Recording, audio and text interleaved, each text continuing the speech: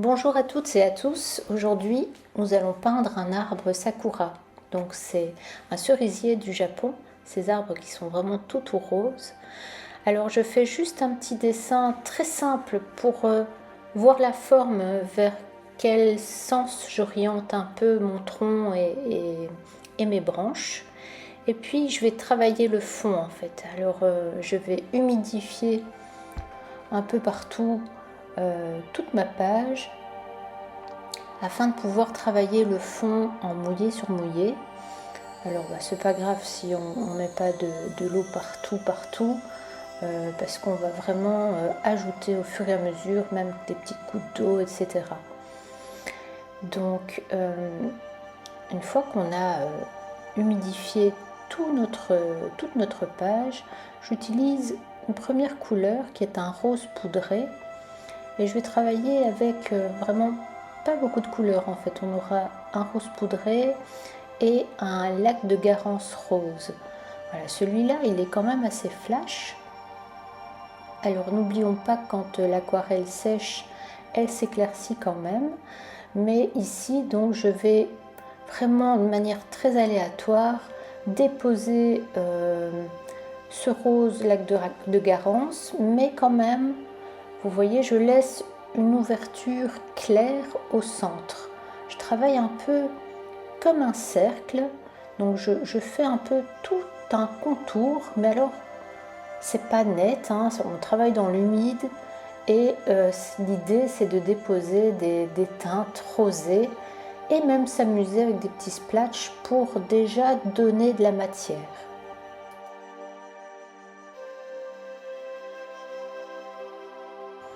Alors ensuite, l'autre couleur, celle qui sera la couleur du tronc, ce sera du sépia. Et dans l'humide déjà, je vais déposer un peu de sépia dans le bas de ma feuille pour faire comme si ce tronc en fait avait une continuité. On arrive jusqu'au sol, on est dans le bas et on va remonter un petit peu sur le côté. Tout ça est dans l'humide, donc ça va se mélanger avec notre rose et l'idée c'est d'avoir une ambiance déjà de notre tronc d'arbre. Alors j'ai envie d'ajouter encore un petit peu de rose de Garance. Tant qu'on est dans l'humide, on peut vraiment s'amuser à ajouter de la couleur. Et vous voyez, des fois je tamponne, comme ça je fais des petites marques qui vont donner déjà un peu de structure, de matière en fait à ce fond. Alors j'avais envie d'utiliser du sel, ici c'est du gros sel que je vais venir déposer donc dans le fond, ce qui va ouvrir les blancs. Donc le sel permet d'ouvrir les blancs et ça nous donne des petits effets comme ça de fleurs. Et je trouve que ça fonctionne bien pour ce type de projet, aussi bien pour la neige, pour plein d'autres choses. Et alors, une fois qu'on a déposé le sel, rien ne nous empêche de continuer à travailler avec des couleurs, des petits splatchs. Et ici, j'utilise le rose ultramarine de Daniel Smith. C'est un rose qui est quand même un peu violine, très violine même. Et voilà, et on continue et on s'amuse avec un fond vraiment texturé. Donc évidemment, si vous essayez de reproduire l'aquarelle, ce ne sera pas la même chose que moi. Et c'est normal, hein, même moi, si je la recommence une seconde fois, ce ne sera jamais la même chose. Et c'est ça qui est chouette, c'est que on a quelque chose d'unique à chaque fois quand on travaille les fonds comme ça. Ici, avec de l'eau claire, j'ai fait un petit peu de splash aussi, ce qui va aussi ouvrir les blancs et donner de la matière dans le bas de mon aquarelle. Et puis on peut sécher au sèche-cheveux ou laisser sécher de manière naturelle. Et une fois que toute l'aquarelle est sèche, alors je vais faire quelques petits coups de spray pour humidifier le haut de mon aquarelle et pour commencer un peu toutes ces petites fleurs. Mais on n'est vraiment pas dans la précision, on est dans l'idée de fleurs, de cavalcade de pétales. Et donc on peut vraiment travailler ça très librement. On est presque dans l'abstrait, hein. On a des petites touches comme ça, par-ci par-là, et vous allez voir que tout le haut de l'arbre en fait va être fabriqué de cette manière.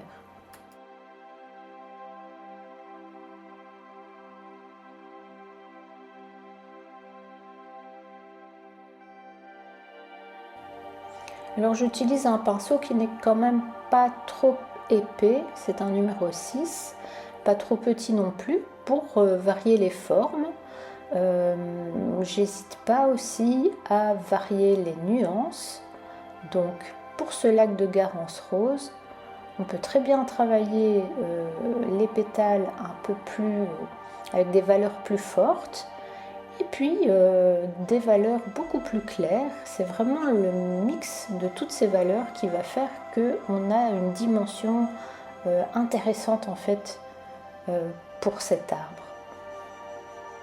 Alors vous voyez, je continue à faire des petits splatchs et ben voilà, j'avais dans l'idée de faire descendre vers le bas, faire crouler toutes ces pétales, ces petites fleurs, comme on le voit souvent en fait dans ces cerisiers du Japon. Ils sont très touffus et parfois ils sont tellement touffus qu'en fait ça tombe et ça descend comme ça, et quand on marche on peut même se faire frôler par des branches de fleurs. C'est vraiment super, super chouette.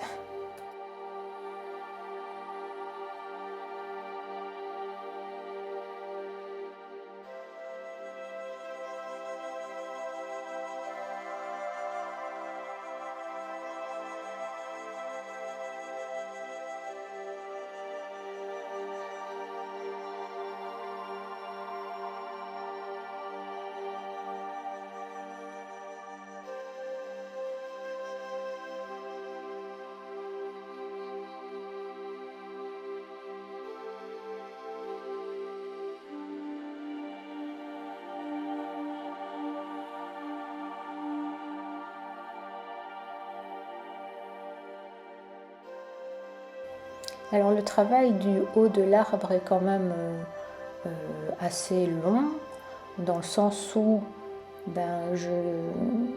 j'évite de repasser aussi sur les ouvertures de blanc pour laisser l'idée de petites fleurs blanches. Mais en parallèle, je vais commencer à travailler le tronc. Alors vous vous souvenez le coup de crayon que j'avais donné au début, donc m'indiquer où j'allais placer mon tronc, et j'avais envie qu'il soit sur le bord comme ça de la feuille. Et là j'utilise un pinceau beaucoup plus épais, un numéro 12, qui va me permettre de ne pas repasser et repasser à chaque fois. On utilise quand même pas mal d'eau. Ça permet aussi de rajouter du pigment si on sent qu'on est trop clair, qu'on a envie que ce soit un peu plus foncé, plus saturé. Et puis on vient descendre avec un peu d'eau claire comme ça vers le bas. Ici, moi je vais commencer donc certaines branches. Je garde mon pinceau épais pour le moment, mais j'utilise la pointe du pinceau pour avoir des branches quand même plus fines. Et dès que j'ai besoin d'une branche un peu plus épaisse, alors j'appuie sur la pointe du pinceau et ça varie en fait l'épaisseur de mon trait.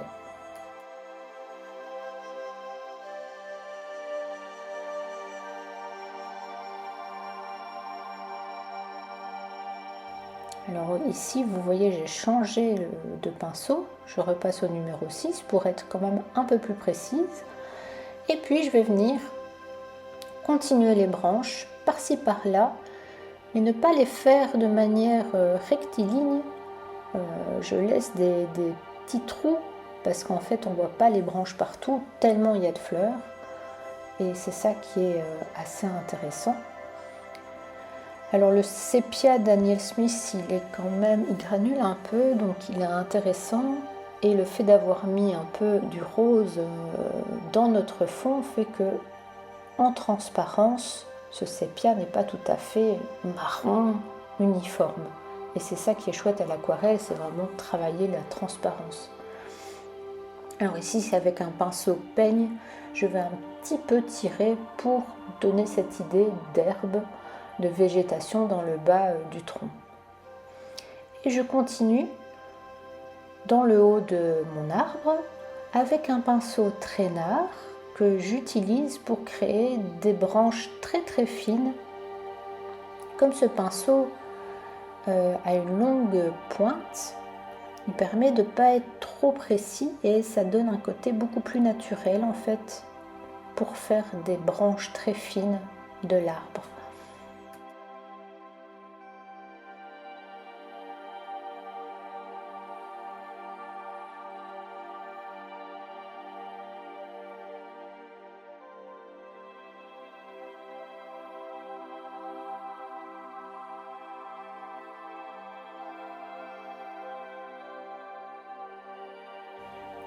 Alors oui, l'idée c'est de varier aussi l'épaisseur des branches pour que ce soit plus intéressant.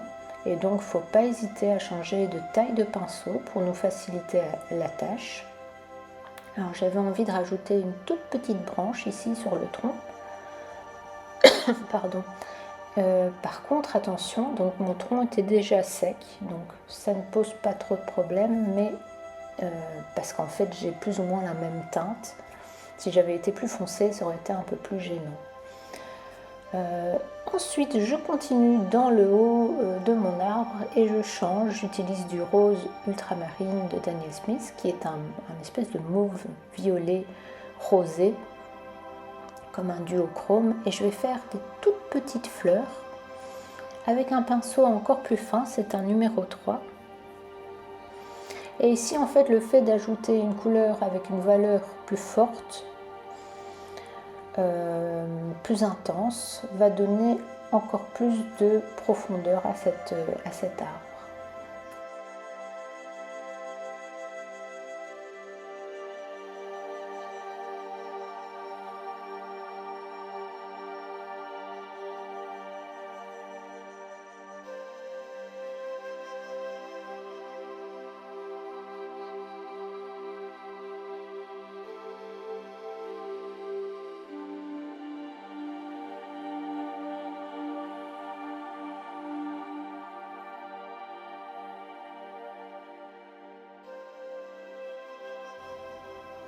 Alors, j'hésite pas aussi à rajouter toutes les petites pétales, les minuscules fleurs sur le bas des branches,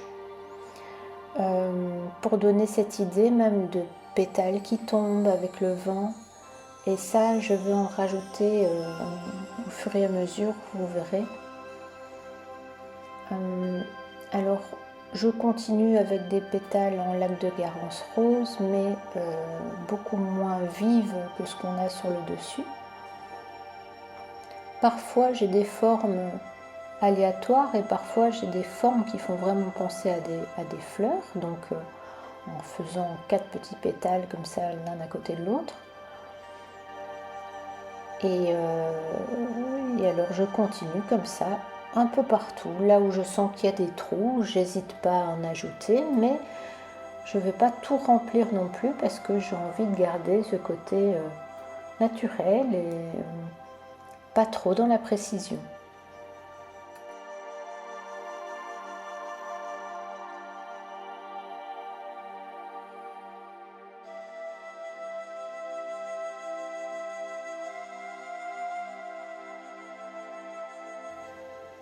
Alors après avoir séché l'ensemble de mon aquarelle, je décide d'ouvrir un petit peu les blancs au niveau du tronc. Donc je prends un pinceau langue de chat qui est assez fin, mais qui est quand même assez nerveux. Je le trempe dans l'eau, je dépose sur un papier essuie-tout, et puis je viens tirer, enlever le pigment. Hop, je dépose mon essuie-tout sur l'aquarelle, ça enlève encore plus de pigment. Et je fais ça comme ça au fur et à mesure. Alors attention, pensez bien à retremper votre pinceau dans l'eau pour ne pas réinjecter de l'aquarelle, du pigment en fait, là où vous voulez qu'on ouvre les blancs. Et je ne vais pas en faire de trop, c'est juste pour un petit peu varier et montrer qu'on a un peu de relief.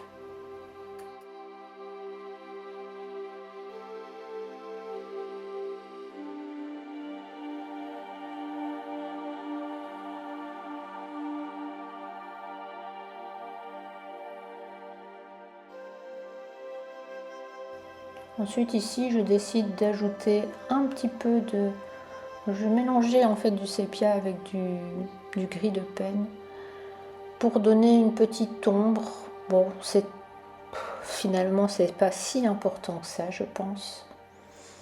On peut travailler comme ça en transparence. Si on veut que ça marque moins, on va flouter le bord en fait avec un petit peu d'eau claire. Je ne pense pas que ce soit quelque chose qui apporte vraiment grand chose, mais on peut l'essayer. En fait, c'était un peu mon but. J'avais envie de voir ce que ça donnait. Et puis, je vais continuer parce que j'ai l'impression qu'il me manque des petites formes de fleurs un peu par-ci par-là. Et je continue à m'amuser. Voilà, donc c'est prendre du plaisir en fait quand on peint.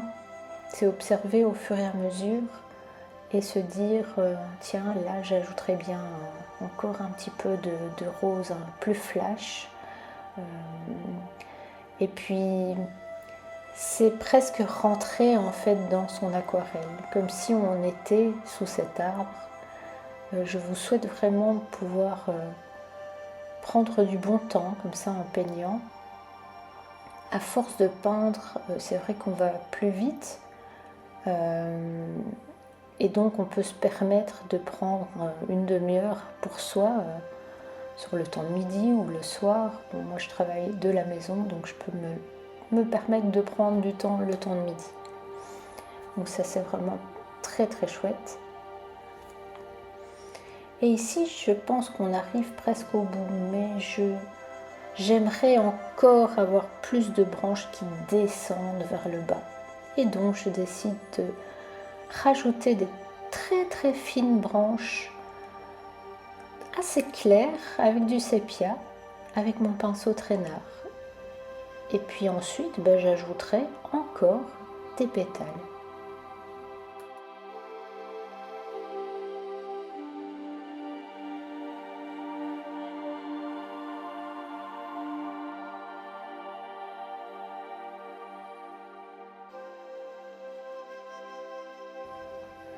C'est en fait un peu comme une glycine, hein. On a ces grappes de petites fleurs. Ici, ce sont sur des fines branches. Et l'idée est là.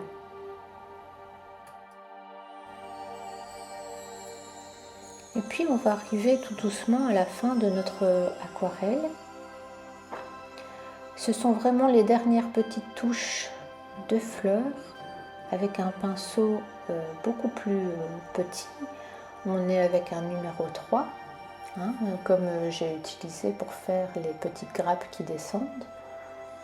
Et je fignole en fait, hein, c'est vraiment des petites touches finales. Et ce que j'aime beaucoup en fait, c'est qu'on est un peu plus dans le détail quand on travaille dans le sec, en comparaison avec ce qu'on a avec le fond, le sel, le mouvement de l'eau. Voilà, notre aquarelle est terminée. Alors j'espère que vous prendrez du plaisir à la réaliser et je vous souhaite de passer une belle journée et vous dis à bientôt.